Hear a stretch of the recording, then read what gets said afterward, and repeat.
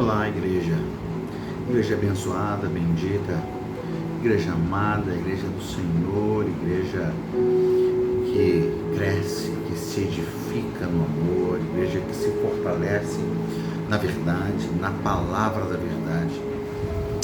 Igreja, estou aqui mais uma vez para compartilhar com vocês o tema das células desta semana.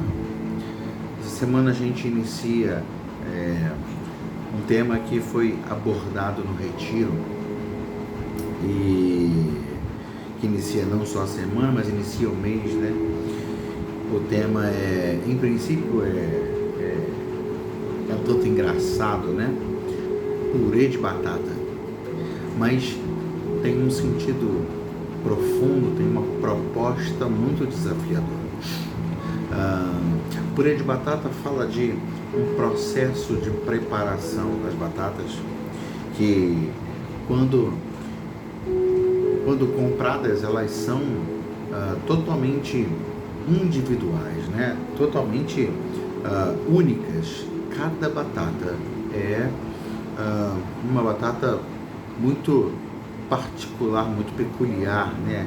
Tem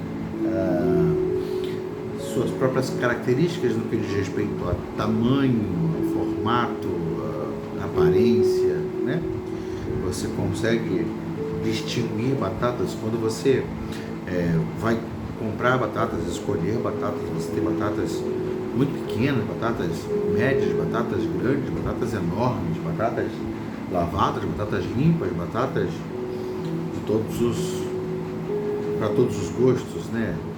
Inclusive várias espécies diferentes de batatas e todas essas batatas diferentes, todos esses tamanhos diferentes, todas essas aparências diferentes falam da individualidade de cada batata. Mas na preparação do purê elas passam por um processo e esse processo vai tornando-as cada vez mais parecidas umas com as outras.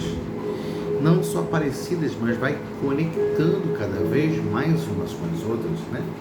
E até o ponto que a individualidade delas é perdida, elas se tornam uma só coisa. Na verdade, há um valor na sua individualidade, há um valor naquilo em que você é distinto dos outros. Por quê? Porque naquilo que você é distinto, você complementa os outros. Mas essa compreensão de complementação só existe quando a gente vive um processo, um trabalho que o Espírito de Deus produz na gente, o Espírito de Deus gera na gente. E isso vai envolver uma abertura nossa, vai envolver uma decisão de nos entregarmos ao plano de Deus, nos entregarmos à obra que o Espírito Santo de Deus quer realizar em nossas vidas. A gente fez uma relação entre os processos que a batata sofre para chegar a se tornar um purê com um texto de Filipenses, capítulo 2, versículo 1. Vamos ler o 1 e o 2, mas lembrando que os processos que a batata sofre até se transformar, as batatas sofrem até se transformarem num purê, são o descascar, são o cortar, são o cozinhar e o amassar. Nós vamos falar sobre cada um desses processos em cada uma dessas semanas. O pessoal que esteve no retiro vai poder contribuir com aquilo que experimentou lá, com aquilo que vivenciou lá, mas todos nós vamos vivenciar esse processo juntos, porque eu creio que Deus está nos levando para esse lugar. Amém? Então, lendo lá o texto de Filipenses, capítulo 2,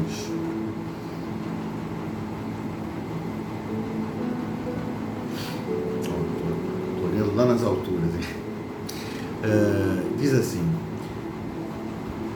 se por estarmos em Cristo nós temos alguma motivação, alguma exortação de amor, alguma comunhão no Espírito, alguma profunda afeição e compaixão, completem a minha alegria, tendo o mesmo modo de pensar, o mesmo amor, um só Espírito e uma só atitude. Veja aqui que a admoestação de Paulo está no versículo 2, completem minha alegria. Paulo está exortando, aconselhando, encorajando os filipenses nesse texto. Olha, completem a minha alegria, andem mais profundamente nesses aspectos, né? Ele diz: completem minha alegria, tendo o mesmo modo de pensar, o mesmo amor, um só Espírito, uma só atitude. Mas a gente vai gerar isso a partir de quê? A gente vai trabalhar para gerar o mesmo modo de pensar, gerar o mesmo amor, gerar um só Espírito, uma só atitude, a partir de quê? Qual é a base? E aí então o versículo 1 fala sobre o que nós já temos em Cristo. O que em Cristo já se manifesta em nossas vidas.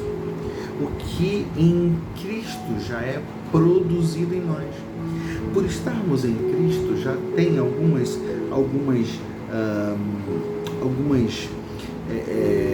como eu poderia falar, alguns frutos naturais, algum resultado natural, algum processo natural que a gente já vive meio que automaticamente por estarmos em Cristo. Isso se desencadeia em nós. A Bíblia fala que o Espírito frutifica em nós. O que ele frutifica? Ele frutifica amor, ele frutifica paz, ele frutifica alegria, ele frutifica mansidão, domínio próprio, ele frutifica bondade, benignidade, ele frutifica fé, que é fidelidade. Ele frutifica essa vida, esse vigor esse vigor que representa uma inclinação, um propósito, uma entrega ao processo de Deus para nos fazer mais semelhantes a Jesus a cada dia. Então, o texto de Filipenses desafia a gente para entender que em Cristo a gente tem um encorajamento. Em Cristo nós temos motivação. Primeiro, Cristo é a nossa motivação. Cristo é aquele que move as nossas vidas. É em Cristo que nós existimos e nos movemos. Ele é o alimento da nossa vida. Ele é a fonte que sacia o nosso ser, sacia a nossa alma. Cristo em si já é a nossa motivação de viver. Mas Cristo representa também aquilo que a gente testemunha, aquilo que a gente proclama. Então, na proclamação de Cristo, no testemunho da nossa própria vida, nós somos instrumentos de motivação, instrumentos de encorajamento para os nossos irmãos. E, além disso, temos outros aspectos que vão ser abordados nas outras semanas, que são a exortação que flui de amor, que flui do cuidado, que flui do pastoreio. O que se manifesta também é a comunhão que é gerada pelo Espírito Santo, e se manifesta também profunda afeição e compaixão, ou ternos afetos e misericórdia, como tem em outra versão, e eu gosto muito dessa expressão. Mas hoje a gente vai falar sobre encorajamento, e você vai me perguntar, encorajamento. Em Cristo há encorajamento. Não só em Cristo somos encorajados, mas em Cristo somos encorajadores, né? Em Cristo nós encorajamos uns aos outros. Por estarmos em Cristo, nós temos o compromisso de encorajar uns aos outros. Por estarmos em Cristo, nós temos compromisso de nos fortalecer mutuamente. Por estarmos em Cristo. Mas você vai perguntar, pastor, mas o tema de hoje não é descascar? Qual é a relação de descascar com encorajar? Bom, a Bíblia diz, lá em Mateus 23, no verso 27, Jesus está dizendo assim: ai de vocês, mestres da lei e fariseus, hipócritas. Vocês são como sepulcros caiados, bonitos por fora, mas por dentro estão cheios de ossos e de todo tipo de imundície. Assim são vocês. Parecem justos ao povo, mas por dentro estão cheios de hipocrisia e maldade. Os líderes religiosos do povo tinham uma aparência de amor a Deus, de fidelidade a Deus, uma religiosidade vazia, oca, que não influenciava as pessoas. A Bíblia nos mostra quantas vezes Jesus confrontou os fariseus, porque eles, na verdade, em vez de abrir as portas para o povo, à presença de Deus, ao conhecimento de Deus, eles fechavam essas portas, não só porque eles estabeleciam uma religiosidade baseada em tantas leis, mas porque eles demonstravam com sua vida que, no fundo, tudo não passava de um teatro. Não havia sinceridade no seu compromisso com Deus, não havia verdade. Quem o povo ia se espelhar para realmente amar o Senhor? Se aqueles que supostamente amavam o Senhor só amavam de fachada, de aparência. Eles eram como sepulcros caiados. Você tem um sepulcro que está lá pintado com está pintado com cal, né? Caiado, pintado com cal ali. Ele está ali pintado aparentemente bonito, vamos dizer assim, limpo, aparentemente sem manchas, sem sujeiras, mas por dentro não há vida. Por dentro só há ossos. Por dentro só há lembranças de um passado, de alguma coisa que um dia talvez tenha sido muito boa, mas se perdeu. Uma vida que virou morte. E Jesus era diferente. Quando Jesus acabou de pregar o Sermão do Monte, a Bíblia diz que as pessoas diziam assim: ele é diferente, porque ele não prega igual aos fariseus, ele não nos ensina igual aos fariseus, ele nos ensina como quem tem autoridade. Ele nos ensina como quem está falando de verdades. De alguma forma a gente vê vida nisso, realidade, como se ele realmente vivesse aquilo que está falando. Cristo, de alguma forma, mesmo sendo Deus encarnado, mesmo sendo alguma pessoa muito especial, se tornou gente igual a todo mundo. Ele não se vestiu de forma a destacar-se, como os fariseus faziam, como os religiosos faziam. Ele era uma pessoa do povo, alguém comum, alguém que não tinha máscara de religiosidade, alguém que tinha verdade em sua vida, em seu viver, em suas palavras. E aí o povo acreditou, o povo entendeu, o povo inclusive desejou segui-lo, desejou imitá-lo, porque ele era imitável. Os fariseus não eram imitáveis. Os fariseus tentavam mostrar um nível de espiritualidade que o povo não acessava, mas eles também não acessavam. Era máscara, era hipocrisia, era falsidade. Então, quando Jesus não veste aquelas máscaras religiosas e se torna mais um entre o povo, uma pessoa comum, um homem do povo, ele influencia, ele estimula, ele encoraja. E isso é um segredo assim, muito especial que Jesus ensina a cada um de nós, seus filhos. Não tem nada mais encorajador do que ver a humanidade de um líder. Quando você olha para mim, você me vê homem, falho, você me vê com fraquezas, com deficiências, você pensa assim: eu também posso. Eu também posso imitar a Jesus, porque que aquele meu pastor lá, que é complicado a beça, que ele tem buscado imitar o Senhor Jesus. O meu líder de célula, o meu supervisor, o meu coordenador são pessoas como eu, que eles estão se dedicando a imitar Jesus, eu também posso. Então, descascar-se é um primeiro processo que envolve eu ser eu mesmo. Eu me despir de aparências. Sabe, muitas vezes a nossa comunhão dentro da igreja é impedida porque nós não somos nós mesmos. Nós mascaramos o nosso verdadeiro eu tentando mostrar uma aparência que não é real. Não é a nossa vida, não é quem somos. Então a gente precisa descascar. A gente precisa descascar. Nesse descascar, a gente não vai tirar só uma máscara de aparência, mas vai tirar aquilo que realmente fere a santidade de Deus, que ofende a santidade dele.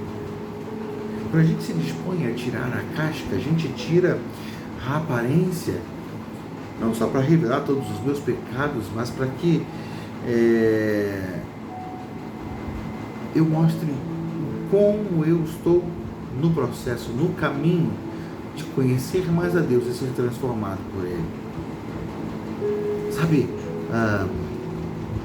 a gente não pode ver dentro do corpo de Cristo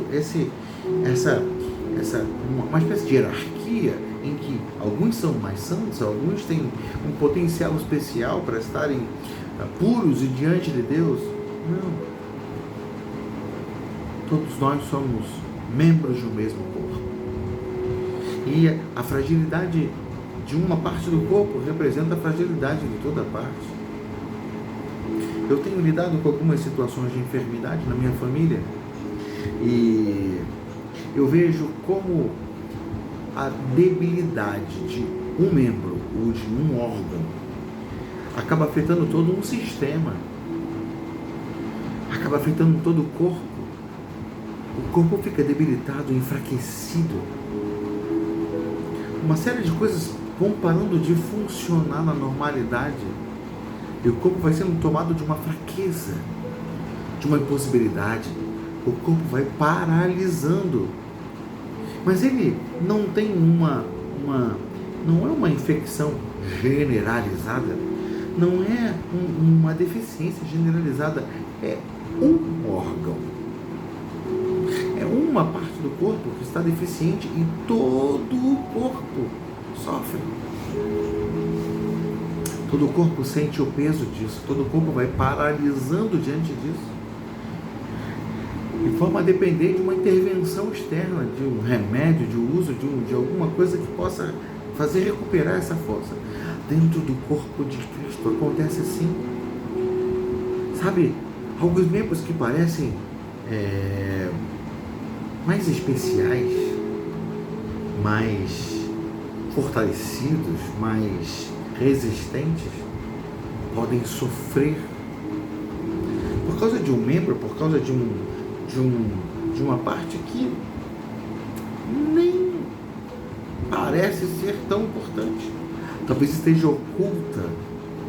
Não é alguma coisa que fica à vista, não é uma coisa que fica à mostra, não é uma coisa que fica aparente, mas é alguma coisa que fica escondida, interna. Mas quando a gente começa a tirar as cascas, a gente começa a revelar as nossas verdades. Mas quando todos nós revelamos as nossas verdades, quando todos nós revelamos as nossas realidades, quem pode julgar? Quem pode condenar alguém? Nós nos tornamos tão parecidos. Se alguém alguma vez tinha uma casquinha mais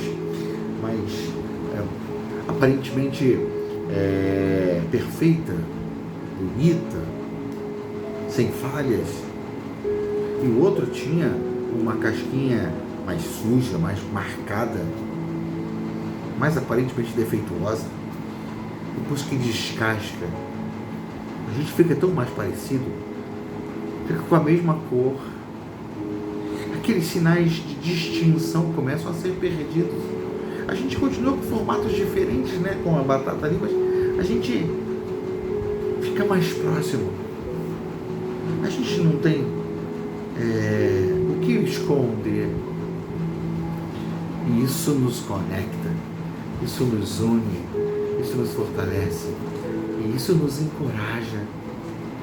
Olhamos uns para os outros e estamos no mesmo propósito, no mesmo objetivo, na mesma visão, vivendo o mesmo processo. Estamos crescendo juntos.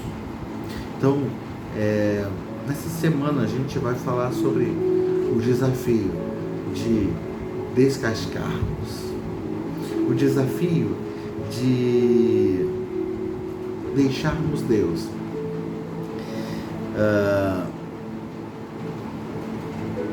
limpar a nossa vida, de deixarmos Deus trabalhar o nosso coração. No nosso estudo a gente vai ver lá que a unidade da igreja vai depender de sinceridade e verdade, de vivermos sem máscaras e influenciarmos os outros pelo próprio testemunho de vida.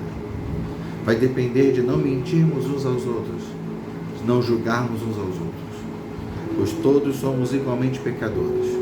Vai depender de não guardarmos mágoas uns dos outros, mas confessarmos os nossos pecados e nos perdoarmos mutuamente.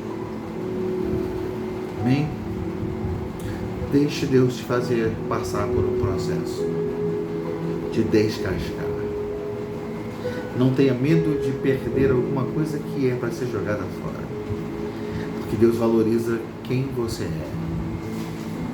E se Ele precisar mudar alguma coisa em quem você é, Ele vai fazer essa mudança, sem tirar de você aquilo que te faz tão especial, mas transformando você cada dia mais à semelhança dele, à imagem dele, para a glória dele, para que você seja um reflexo dele, para que nós juntos sejamos instrumentos de proclamação de quem ele é, através da nossa vida e do nosso testemunho. Então, meu amigo, não tenha medo, se deixe descascar, para que possamos ser um no Senhor. Amém? Não guarde nada contra mim, eu não guardo nada contra você. Eu descasco, eu abro meu coração. Eu, com muito carinho, com muito amor, eu digo como eu me sinto. E você diz como você se sente. A gente se perdoa, a gente se ama, a gente se propõe a caminhar juntos, a andar em unidade, a andar em comunhão, à medida que tiramos as cascas. À medida em que eu não vou para a igreja, levantar as minhas mãos e adorar. Se eu sei que o meu irmão tem alguma coisa contra mim, não, eu quero sarar isso, eu quero curar isso, eu quero transformar isso. Então eu tiro a minha casca. Eu não vou botar uma casca, eu vou tirar a minha casca. E vou caminhar em direção à cura e ao perdão e à restauração do relacionamento, para que Deus conclua os seus processos em nossas vidas, em minha vida e em sua vida. Amém, meu querido? Se disponha a ser descascado. Dedique seu coração ao Senhor e deixe Ele te ensinar nesse processo. Amém? Que Deus abençoe sua célula nessa semana. Que Deus desafie você, desafie seu coração e que Ele fortaleça a nossa igreja até que sejamos um grande e maravilhoso e delicioso purê de batata. Amém? Deus abençoe você, meu querido. Fica com Deus. A paz.